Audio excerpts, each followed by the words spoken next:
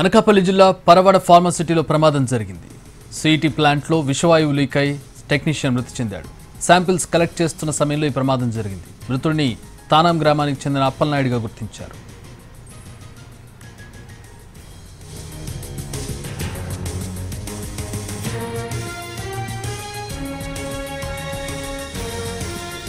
అనకాపల్లి జిల్లా పరవాడ ఫార్మసిటీలో ప్రమాదం జరిగింది. సిఇటి ప్లాంట్లో విషవాయువు లీక్ అయి టెక్నీషియన్ మృతి చెందాడు. శాంపిల్స్ కలెక్ట్ చేస్తున్న సమయంలో ఈ ప్రమాదం జరిగింది.